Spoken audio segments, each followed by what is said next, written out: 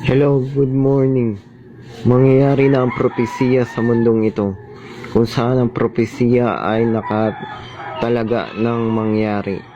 Magkakaroon na trahedya, isang trahedya na kalagim-lagim. Marami mamamatay at masasawi. Ang propesiya na nakasaad sa kasulatan na tanging Diyos lamang ang may patnubay sa lahat ng ito. Marami ng tao ang hindi naniniwala sa Diyos at masasabing mangyayari ang propesiya. Magkakaroon ng kalagim-lagim na trahedya.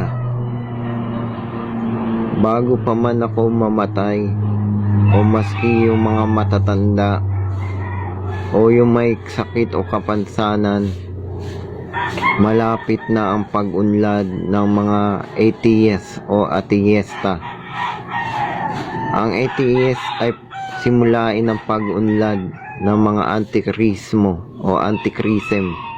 Ang mga antichrist ay malapit ng maghasik ng kaguluhan sa mundo.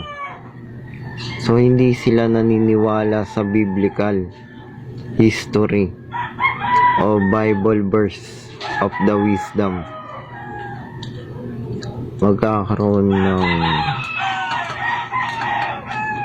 Magkakaroon ng matinding taggutom sa lahat ng panig ng mundo.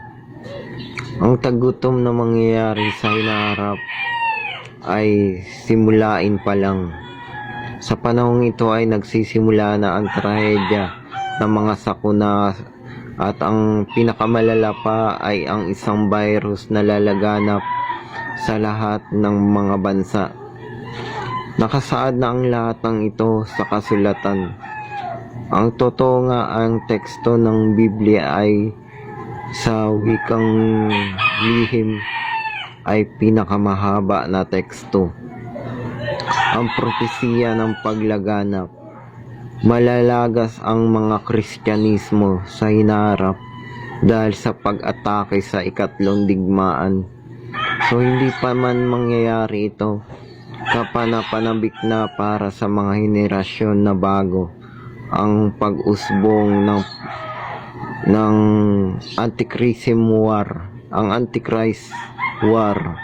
Ang mga atheist ay lalaganap pa sa buong mundo.